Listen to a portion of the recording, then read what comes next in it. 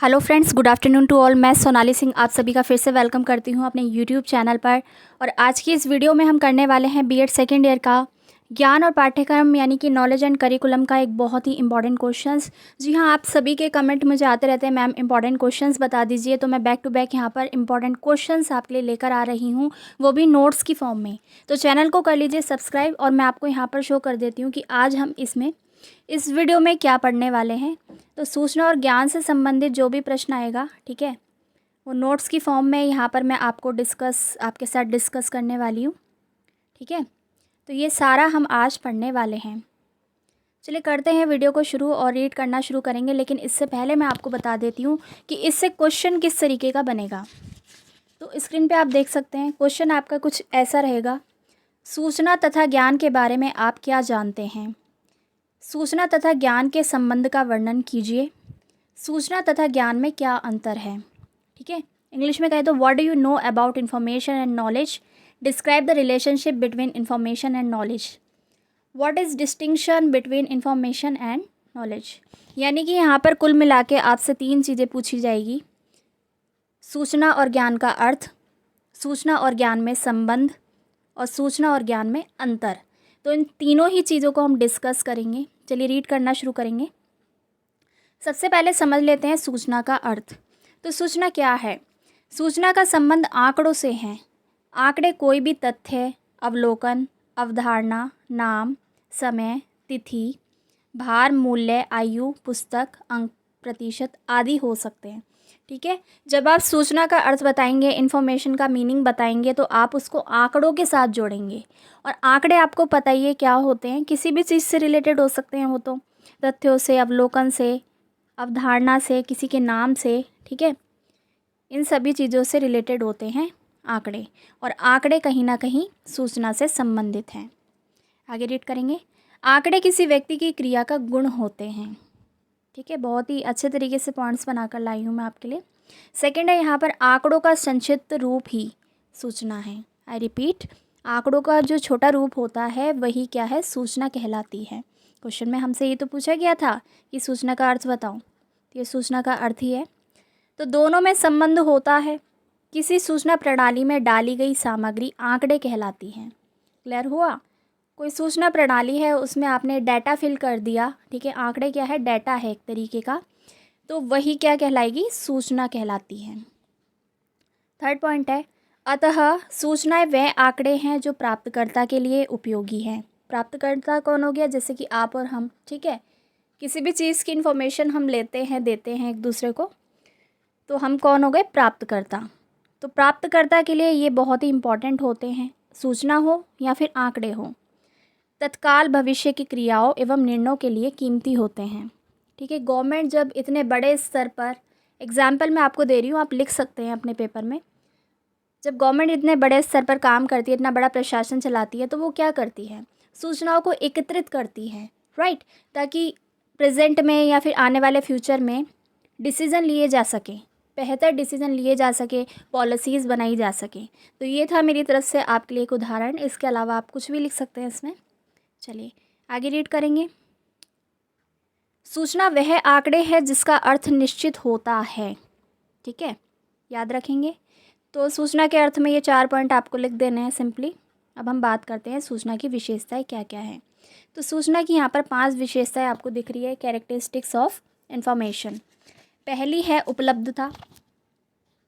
ठीक है, यानी कि अवेलेबिलिटी। तो सूचना ऐसी होनी चाहिए जो कि अवेलेबल हो आसानी से व्यक्ति के लिए, ठीक है, ताकि वो नई जानकारी प्राप्त कर सके, नए निर्णय ले सके जो उसको लाभ पहुंचाए। ऐसी जानकारी होनी चाहिए जो कि उपलब्ध हो। सेकंड है उपयुक्तता। जो सूचना दी जा रही है वो बिल्कुल सही हो या फिर उपयुक्त हो। उपयुक्त का मतलब है बिल्कुल सही होना। गलत सूचना अगर आप किसी व्यक्ति को देंगे तो वो उसको हानि पहुंचा सकती है, किसी व्यक्ति को भी और किसी संस्था को भी। ठीक है। थर्ड है यहाँ पर समयबद्धता। अब समयबद्धता भी सूचना की महत्वपूर्ण विशेषता हो जाती है, क्योंकि जो सूचना है वो टाइम से प्रोवाइड की जानी चाहिए। ऐसा नहीं है कि देखिए आपके एग्जामिनेशन आने वाले हैं और आपको पता ही नहीं लगा कि डेट शीट कब आएगी, है ना, डेट्स कब है एग्ज़ाम की। तो जो सूचना है वो ऑन टाइम आपको प्रोवाइड की जानी चाहिए, तभी वो सूचना कहलाती है। फोर्थ है यहाँ पर संपूर्णता, यानी कि कंप्लीटनेस। कंप्लीटनेस, ठीक है। तो जो भी सूचना दी जा रही है वो कंप्लीट होनी चाहिए, किसी भी तरीके से आधी अधूरी नहीं होनी चाहिए। आपको पता ही है अधूरा ज्ञान हमेशा खतरनाक होता है, ठीक है। पांचवी विशेषता है प्रस्तुतिकरण यानी कि प्रेजेंटेशन। तो सूचना ऐसी होनी चाहिए जिसको प्रेजेंट किया जा सके, ठीक है। क्योंकि इससे क्या होता है, सूचना का की वैल्यू बढ़ जाती है जब आप उसको प्रेजेंट कर पाते हैं बहुत ही अच्छे तरीके से, और वो प्रभावशाली हो जाती है, कीमती हो जाती है, प्रेजेंट के लिए भी और आने वाले फ्यूचर के लिए भी, ठीक है। तो इतना आपको क्लियर हुआ, हमने पढ़ा सूचना का अर्थ, सूचना की विशेषताएं। अगर वीडियो पसंद आ रही हो वीडियो को लाइक शेयर अभी से कर दीजिए। आगे भी मैं ऐसे ही पॉइंट्स में आपके लिए क्वेश्चंस लेकर आने वाली हूँ नोट्स की फॉर्म में। आगे देख लेते हैं क्या है सूचना के स्तर, ठीक है। अब आपको इसमें लिखना है सूचना के स्तर यानी कि लेवल्स ऑफ इंफॉर्मेशन। देखिए सूचना कई स्तरों पर दी जाती है। अंतर्राष्ट्रीय सूचना पहली, दूसरी है राष्ट्रीय सूचना, तीसरी कॉर्पोरेट सूचना, फोर्थ है डिपार्टमेंटल सूचना और फिफ्थ है यहाँ पर व्यक्तिगत सूचना। तो सबसे पहले बात करेंगे अंतर्राष्ट्रीय सूचना यानी कि इंटरनेशनल इन्फॉर्मेशन की। तो बड़े बड़े जो संगठन होते हैं, ठीक है, वो अंतर्राष्ट्रीय सूचना चाहते हैं, एक दूसरे से आदान प्रदान करते हैं इन्फॉर्मेशन का। ये यूनिवर्सिटी से रिलेटेड हो सकती है, बड़े व्यापार घरानों से रिलेटेड हो सकती है, बड़े बड़े जो टीचिंग इंस्टीट्यूट हैं उनसे रिलेटेड हो सकती है। तो ये सूचना किस आधार पर प्राप्त की जाती है, ईमेल के द्वारा, ठीक है। इसके बाद बात करते हैं दूसरी राष्ट्रीय स्तर यानी कि नेशनल इन्फॉर्मेशन। तो इसका स्रोत क्या होता है, मैगज़ीन हो गए, टीवी पर जो भी कार्यक्रम चलाए जा रहे हैं वो हो सकते हैं इसका स्रोत, ठीक है। समाचार पत्रों में जो भी एडवर्टीज़मेंट आ रहे हैं वो सब हो सकते हैं।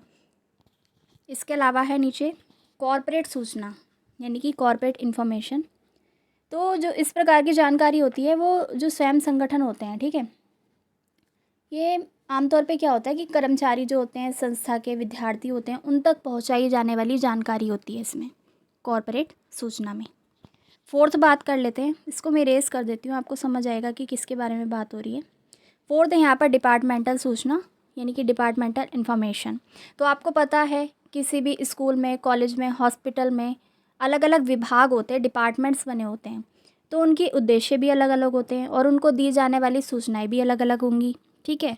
तो हर जो संस्था होती है वो कुछ लक्ष्य निर्धारित किए जाते हैं उसमें, ठीक है, जिसके आधार पर कार्य किए जाते हैं। तो ये सूचना का बहुत ही इम्पोर्टेंट स्तर है डिपार्टमेंटल सूचना, ठीक है। अगला है यहाँ पर फिफ्थ व्यक्तिगत सूचना। अब देखिए नाम से ही पता लग रहा है इसमें व्यक्तिगत सूचनाएं सम्मिलित होती है, जैसे कि स्टाफ के जो भी सदस्य या कर्मचारी हैं उनका निवास स्थान, उनका वैवाहिक स्तर, उनके जो भी वेतन है, ये सारी चीज़ें मतलब इंडिविजुअल लेवल पे इसमें इंफॉर्मेशन दी जाती है। तो चलिए फटाफट से एक और बार रिवाइज कर लेते हैं। सूचना के हमने 5 स्तर पढ़े, अंतर्राष्ट्रीय सूचना, राष्ट्रीय सूचना, कॉर्पोरेट सूचना, डिपार्टमेंटल सूचना और व्यक्तिगत सूचना, ठीक है। और आपको समझ में आ रहा है तो वीडियो को लाइक शेयर कर दीजिएगा, ठीक है। तो ये था सूचना का अर्थ, विशेषताएं और सूचना के स्तर, जिसके बारे में आप वहाँ पर लिखेंगे क्वेश्चन में। या आपसे शॉर्ट क्वेश्चन की फॉर्म में भी पूछा जा सकता है, लॉन्ग क्वेश्चन की फॉर्म में भी पूछा जा सकता है। तो आपको तैयार रहना है, आप नोट्स भी बना सकते हैं बिल्कुल ऐसे ही। चलिए अब बात कर लेते हैं ज्ञान की, ठीक है। तो दर्शन का मुख्य उद्देश्य क्या है, वास्तविकता का ज्ञान। दर्शन से जोड़ के हम थोड़ा सा पढ़ रहे हैं इसको पहले ज्ञान को। इससे पहले की वीडियो में हमने अलग तरीके से पढ़ा था, लेकिन मैं लक्ष्मी पब्लिकेशन की जो बुक है उसके आधार पर ये नोट्स में लेकर आई हूँ और इम्पॉर्टेंट चीज़ ही मैंने आपके लिए निकाली है। तो दर्शन का मुख्य उद्देश्य है वास्तविकता का ज्ञान। The primary aim of philosophy is knowledge of reality, right. तो दर्शन की 3 शाखाएं हैं, तत्व मीमांसा, ज्ञान मीमांसा और मूल्य मीमांसा, ठीक है। मेटाफिजिक्स, एपिस्टेमोलॉजी और एक्सियोलॉजी। तो ज्ञान मीमांसा में क्या होता है, ज्ञान मीमांसा में ज्ञान से संबंधित जितने भी स्वरूप हैं ज्ञान की, ठीक है, विधियां हैं, स्रोत हैं, उन सभी की विवेचना होती है। नाम से ही पता लग रहा है ना, ज्ञान मीमांसा, ठीक है। अब हम देख लेते हैं ज्ञान का शाब्दिक अर्थ क्या है। देखिए ज्ञान जो है वो संस्कृत भाषा के ज्ञा धातु से बना है और ज्ञ का अर्थ होता है जानना, ठीक है। अगर अंग्रेजी भाषा की बात करें तो इंग्लिश में एक शब्द प्रयोग में लाया जाता है नॉलेज, जिसका अर्थ होता है टू नो। टू नो का भी अर्थ होता है जानना, ठीक है। यानी कि कुल मिला के ज्ञान शब्द का जो अर्थ है वो है जानना, ठीक है। अब ज्ञान के अनेक अर्थ हो सकते हैं, अलग अलग आधारों पर हो सकते हैं। किस किस आधार पर हम पढ़ेंगे। सूचना के रूप में ज्ञान क्या है, ठीक है। अधिगम के रूप में ज्ञान क्या है, निश्चित विश्वास के रूप में ज्ञान क्या है, ज्ञान के रूप में ज्ञान क्या है, सॉरी ज्ञात है ये, ज्ञात के रूप में ज्ञान क्या है और प्रकाशित होने के रूप में ज्ञान क्या है। ठीक है, तो सबसे पहला वाला मैं डिस्कस करूँगी आपके साथ।